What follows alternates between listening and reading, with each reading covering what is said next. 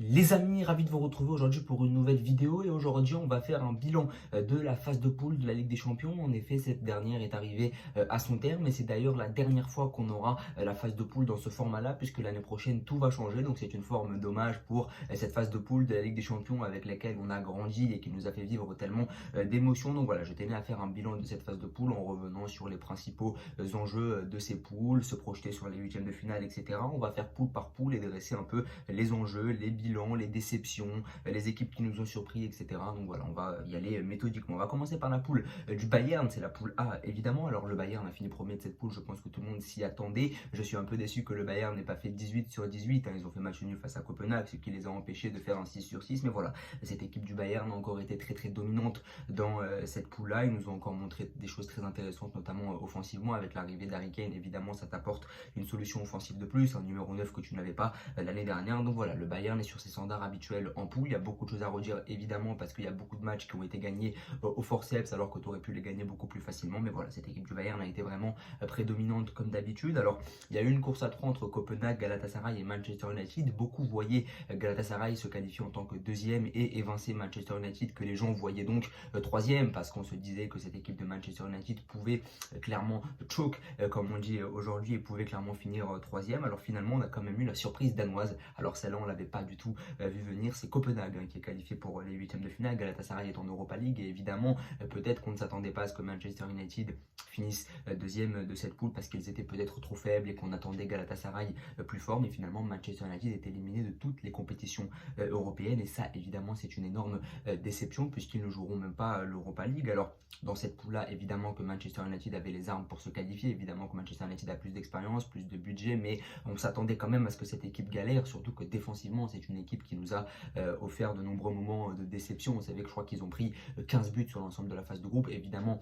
ça n'est pas suffisant pour se qualifier, tout comme Galatasaray. Galatasaray qui a pris énormément de buts aussi et que pour eux, ça n'était pas possible de se qualifier avec autant de buts encaissés. Du côté de Copenhague, ils ont su se montrer solides, notamment en faisant le match nul du côté de l'Allianz Arena. Donc voilà, c'est tout à fait mérité pour Copenhague. On s'attendait pas forcément à ce que Manchester United se qualifie en tant que deuxième. Ça n'était pas forcément une évidence, mais on les attendait quand même en Europa League au minimum. Et finalement, ils ne sont même pas qualifiés pour la C3, évidemment. C'est une déception. Maintenant, on va parler de la poule B. La poule B avec évidemment notre représentant français, le RC Lens. Le RC Lens qui nous a offert de très belles émotions, notamment lors du match face à Arsenal au match aller à Bollaert. À partir de ce moment-là, on a commencé à espérer une potentielle qualification des Lensois et c'est vrai que cette équipe de Lens nous a offert de très bons moments. Ils ont notamment fait le nul face à Séville, ils ont fait le nul face au PSV Eindhoven, ils se sont inclinés voilà 1-0 face au PSV Eindhoven où ils auraient clairement pu peut-être espérer mieux. Donc cette équipe du RC Lens n'a pas fait mauvaise figure dans cette Ligue des Champions. Pourtant ça avait été très compliqué en début de saison, notamment en championnat où ils avaient du mal à aligner les bonnes performances. En championnat, ils sont invaincus depuis je crois 7-8 matchs, donc ils reviennent très bien. En Ligue des Champions, ils se sont offerts l'espoir de se qualifier en huitième de finale. Malheureusement, ils n'ont pas réussi à le faire, mais ils joueront quand même l'Europa League. Et je pense que si vous dites aux supporters lensois au début de la saison qu'ils vont jouer l'Europa League au terme de cette poule, eh bien je pense qu'ils auraient été contents. Évidemment que le match face à Arsenal, le match nul face au FC Séville, le match nul face au PSV Eindhoven a donné beaucoup d'espoir aux supporters lensois. Mais finalement, je pense que tu es à ta place en tant que troisième. Évidemment, tu es à un point du PSV Eindhoven, donc forcément, tu es un peu frustré. Mais on voit que cette équipe de Lens n'était pas bâtie pour aller chercher plus loin. Quand on voit notamment le 6-0 qu'ils prennent face à Arsenal, on voit qu'il y a clairement un niveau d'écart entre Lens et le haut niveau européen. Je préfère que Lens aille jouer l'Europa League pour faire quelque chose plutôt que Lens finisse deuxième, va en huitième de finale et se fasse clairement tarter par un gros d'Europe. Même si évidemment, si tu reçois le Real à Bollaert et que tu perds 6-0, c'est très bien pour l'ambiance, c'est très bien pour le prestige, mais c'est peut-être mieux d'aller jouer l'Europa League. Chez les autres équipes, Séville m'a un peu déçu. Je m'attendais à ce que Séville fasse mieux, je m'attendais à ce que Séville suive sa tradition en finissant troisième de la poule. Malheureusement, ça n'est pas le cas. Pourtant, ils ont espéré jusqu'au bout du côté de Bollaert lors du dernier match. Arsenal, PSV Eindhoven, je pense que ce sont les deux équipes qui étaient clairement au-dessus dans cette poule et ça n'est pas une surprise que ces deux équipes se qualifient. Maintenant, on va parler de la poule du Real. Le Real, une fois n'est pas coutume, qui fait 6 sur 6. Alors, vous savez que le Real ne nous avait pas, dans le passé, garanti ce genre de performance. Vous savez que c'est rare que le Real fasse 18 sur 18. Et bien, le Real a été très conquérant. Pourtant, ça n'est pas une poule facile. C'est pas facile de finir avec 18 points dans la poule du champion d'Italie, dans la poule de Braga, dans la poule de l'Union Berlin qui nous avait montré des choses très intéressantes en Bundesliga l'année dernière.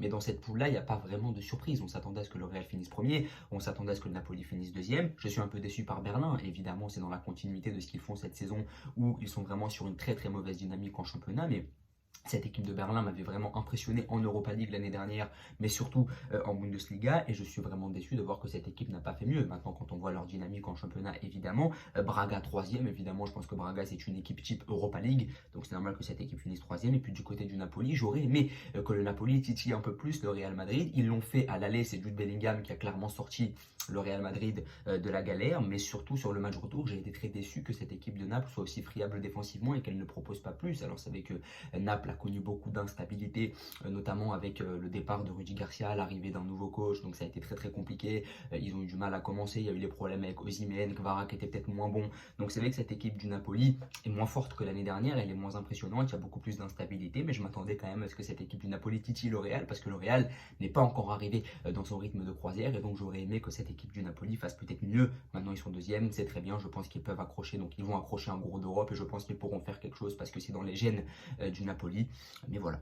Maintenant dans la poule D, alors la poule D très intéressante, je trouvais qu'il y avait vraiment une poule très homogène, la Sociedad, l'Inter, Benfica, Salzbourg, je trouvais vraiment que la poule était homogène et que n'importe qui pouvait se qualifier.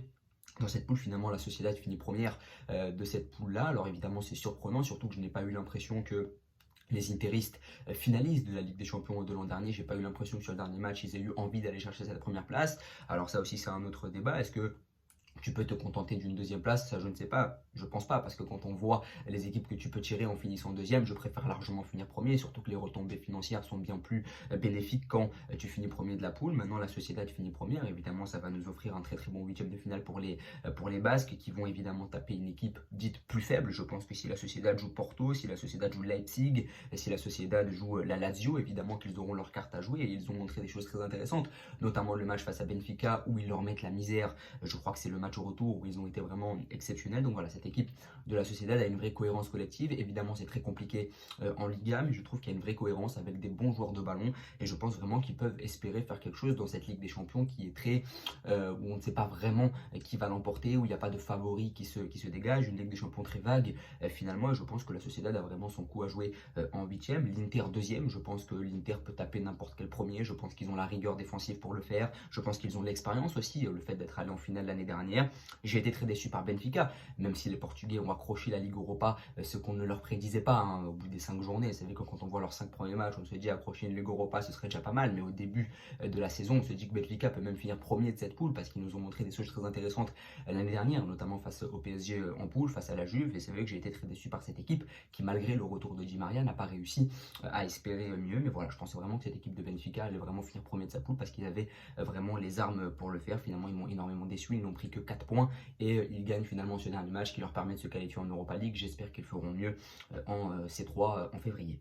Maintenant, on va parler de la poule de l'Atlético. L'Atlético qui, tout comme le Real, nous avait pas habitués en phase de poule à être aussi performant. On savait que l'Atlético Madrid en phase de poule, c'était toujours un peu balbutiant, c'était toujours un peu compliqué. C'est en huitième, en quart qu'ils se réveillaient vraiment avec la fameuse tradition du Cholismo. Mais cette équipe de l'Atlético Madrid m'a paru très solide, m'a paru très sérieuse, m'a paru très efficace. 14 points, c'est très très bien, invaincu. Donc voilà, ils ont vraiment joué leur rôle de gros d'Europe. Évidemment, Griezmann n'y est pas étranger. La Lazio finit deuxième. Je savais très bien, je pense que la Lazio allait finir deuxième, parce que c'était un peu ce qu'on prédisait, hein. L'Atlético première, la Lazio deuxième, Feyenoord troisième. Donc voilà, là aussi on voyait les Hollandais reverser en Europa League, même si j'aurais aimé que les Hollandais soient un peu plus subversifs, qu'ils visent peut-être un peu plus haut, parce que Feyenoord c'est quand même une grande équipe en Europe. Ils auraient pu mettre en valeur le championnat hollandais d'une meilleure manière, parce que je pense vraiment qu'il y avait un coup à jouer. Je pense que la Lazio était tapable, entre guillemets. Je pense que le Feyenoord aurait pu faire mieux également face à l'Atlético, notamment à domicile. Mais voilà, je pense que c'est un peu le classement qu'on prédisait tous, même si j'aurais aimé que Feyenoord fasse mieux. La poule du PSG, évidemment, le PSG qui m'a déçu en finissant deuxième. Alors oui, c'est une poule homogène, oui, c'est une poule dans laquelle tout le monde a battu tout le monde, mais je pensais vraiment que le PSG, à l'image du Bayern dans sa poule, allait quand même être prédominant dans son groupe. Je pensais vraiment que le PSG pouvait prendre 12 à 16 points plutôt facilement, parce que oui, la poule est homogène, mais le PSG en termes d'effectifs, de moyens, d'expérience, ça reste au-dessus de Dortmund, ça reste au-dessus de Newcastle, ça reste au-dessus de Milan, et j'aurais aimé aimé que cette équipe soit un peu plus dominante. Finalement, tu finis deuxième. On a l'impression que ça allait à tout le monde de finir deuxième, alors que, comme je l'ai dit pour l'Inter tout à l'heure, quand tu finis deuxième, alors le PSG n'a pas besoin d'argent, donc c'est pas pour ça qu'ils finiront premier, mais quand tu finis deuxième, tu évites un gros d'Europe. Je rappelle que l'année dernière, ils finissent deuxième derrière Benfica et ça leur a valu de tirer le Bayern en huitième de finale, alors que dans le même temps, Benfica avait bénéficié d'un tirage très clément. Je crois que Benfica avait joué Bruges, donc on voit la différence. L'année dernière, le PSG de Galtier, s'ils avaient joué Bruges, ils se seraient qualifiés pour les quarts de finale. Donc voilà, c'est vrai que finir deuxième, c'est quand même pas un détail à négliger. J'ai pas eu l'impression que cette équipe voulait aller chercher plus loin. Alors oui, c'est vrai que si tu avais jeté toutes tes forces dans la bataille et que tu avais pris le but de Dortmund en contre parce que tu as trop attaqué pour finir premier, c'est sûr que tu aurais eu l'air bête, et ça je peux le comprendre. Mais cette équipe du PSG, j'aurais aimé quand même qu'ils aient cherché plus loin, surtout que je pensais vraiment qu'ils étaient au-dessus des adversaires présents dans la poule. Alors le Milan troisième, finaliste, demi-finaliste l'année dernière de la Ligue des Champions, et cette année troisième de la poule, je pense que le Milan n'était pas bâti pour aller plus loin. Je pense qu'en termes d'effectifs, Paris, Dortmund ou même Newcastle, ça reste quand même au-dessus, mais c'est quand même décevant de voir Milan en Europa League, et puis Newcastle qui nous a montré des choses très intéressantes en poule, fini dernier. Ça montre à quel point cette poule était vraiment au relevé, parce que même Newcastle, qui est une équipe de grande qualité, qui se serait peut-être qualifiée dans une autre poule, est éliminé en finissant quatrième. La surprise c'est évidemment Dortmund. Dortmund qui finit premier de cette poule et qui s'en sort vraiment très très bien, notamment grâce aux courtes victoires face à Newcastle, grâce au fait d'avoir accroché évidemment le PSG à domicile, grâce à la bonne double confrontation également face à Milan. Donc cette équipe du Borussia Dortmund a vraiment surpris par sa solidité. Il ne nous avait pas habitués à être aussi solide en Ligue des Champions. C'est vrai que c'est une équipe qui d'habitude laisse beaucoup d'espace. Ils l'ont fait. C'est vrai que les adversaires en face ont souvent été maladroits. Newcastle, c'est vrai qu'ils ont été maladroits sur le match face à Dortmund. Hier, le PSG a également été très maladroit devant le but. Donc cette équipe du Borussia Dortmund n'est pas devenue solide du jour au lendemain. C'est juste qu'il y a des adversaires aussi qui ont joui d'une certaine malchance, qui évidemment ont été plutôt inefficaces. Mais d'un autre côté, cette équipe de Dortmund a réussi à être vraiment solide et à finir première. Donc ça, c'est très intéressant, évidemment, même si je ne les vois pas vraiment aller très très loin. J'ai pas l'impression que ce soit une équipe qui soit bâtie pour aller jouer les demi-finales. C'est peut-être un trompe-l'œil d'avoir fini premier. C'est peut-être dû au fait que le PSG et le Milan c'était un peu en dessous cette saison, mais en tout cas voilà, c'est une petite surprise de voir Dortmund premier de cette poule, surtout après le premier match face au PSG où ils avaient été absolument catastrophiques.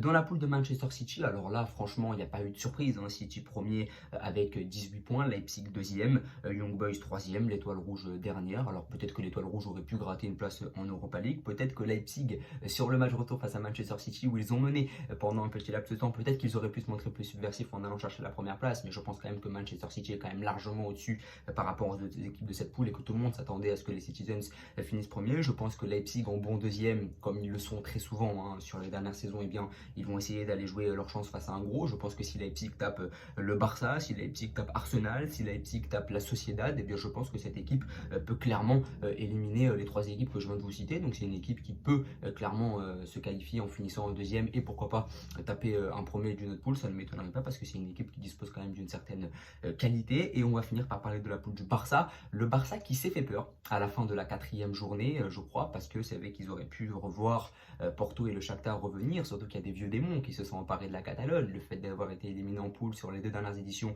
de la Ligue des Champions, puis au final le Barça finit premier malgré la défaite face à Porto, malgré la dernière défaite face à Antwerp. Le Porto évidemment finit deuxième. Je pense que tout le monde s'attendait à ce que Porto finisse deuxième de cette poule-là. Je pense que Porto aurait quand même pu aller chercher la première place, mais Porto c'est un peu comme Leipzig, c'est un peu la tradition du deuxième qui peut aller taper n'importe quel premier. Ça ne m'étonnerait pas que Porto tape la Sociedad, ça ne m'étonnerait pas que Porto tape le Real Madrid ou Arsenal. Bon, le Real Madrid ici peut-être allé un peu fort, mais ça ne m'étonnerait pas que Porto tape Arsenal ou la Sociedad. Après, comme je l'ai dit, contre un Atlético, contre un Real, ça peut être un peu plus compliqué, mais c'est une équipe qui a l'habitude de finir deuxième et qui peut pourquoi pas aller chercher beaucoup plus loin. Je suis un peu déçu, je pense que le Shakhtar aurait quand même pu gratter mieux à l'image de Feyenoord dans la poule de l'Atlético et de la Lazio. Mais voilà, n'hésitez pas en tout cas à me dire ce que vous en avez pensé, à vous abonner, à liker et à partager. Merci beaucoup.